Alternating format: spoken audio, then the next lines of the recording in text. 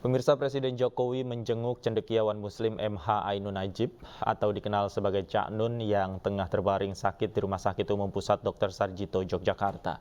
Presiden Jokowi juga bertemu istri dan anak Cak Nun.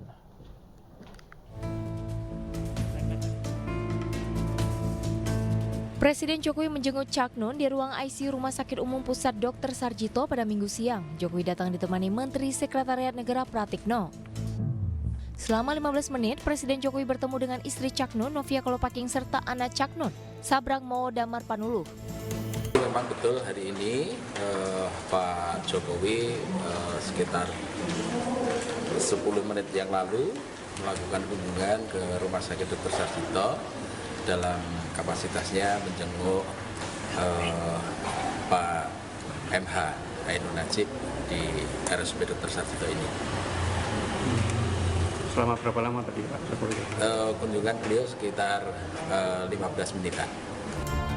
Budayawan sekaligus cendekiawan Muslim MH Ainun Najib atau dikenal Cak Nun ini dilarikan ke Rumah Sakit Sarjito pada Kamis pagi. Ia mengalami pendarahan di otak dan sempat tidak sadarkan diri. Tim dokter kemudian melakukan tindakan operasi di bagian kepala. Saat ini kondisi Cak Nun dikabarkan mulai membaik. Dari Sleman, Yogyakarta, Heru Trijoko, Ainus melaporkan. Pemirsa, konsultan desain dari Inggris, Buro Happold, yang turut serta mengerjakan Stadion Jakarta International Stadium membuat pernyataan mengejutkan. Melalui rilis resminya, Buro Happold menyatakan ada beberapa aspek yang ternyata tidak sesuai dengan panduan konsep desain.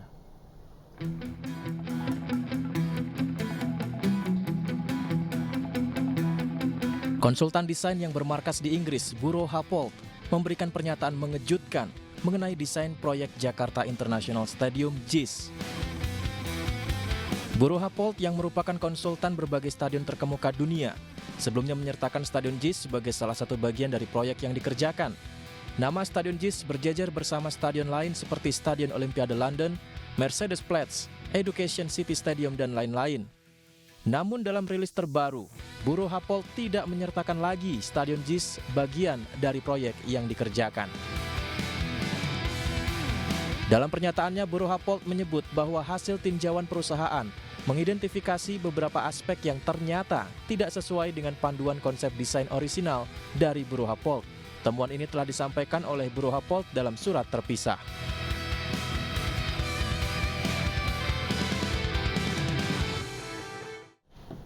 Sementara itu, Ketua Umum PSSI minta semua pihak menghentikan polemik renovasi Jakarta International Stadium. Erick Thohir membantah renovasi JIS bernuansa politik.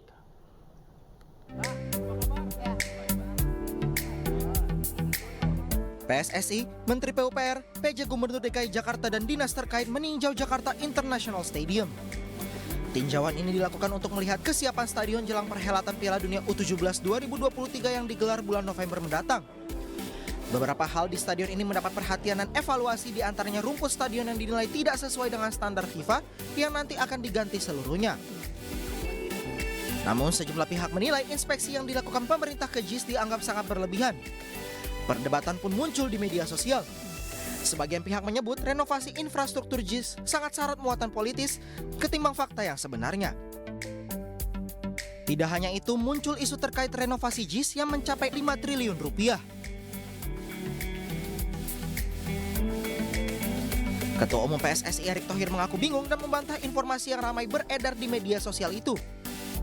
Erick juga meminta publik untuk menyetop polemik renovasi JIS agar tidak saling menyalahkan dan menimbulkan penyesalan.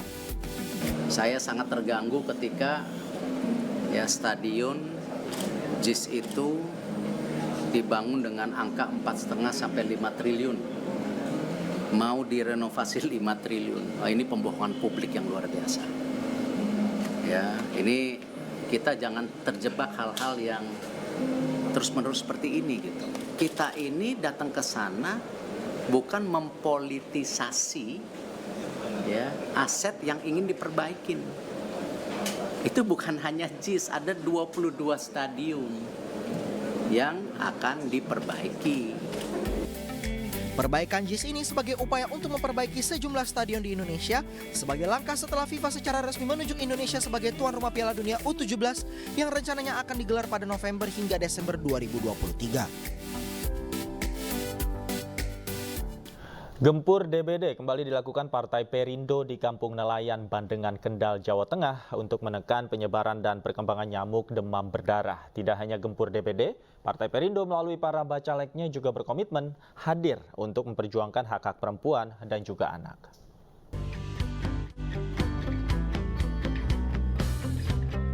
DPD Partai Perindo Kabupaten Kendal dan DPW Partai Perindo Jawa Tengah kembali melakukan fogging di kawasan Kampung Nelayan, Bandengan, Kota Kendal.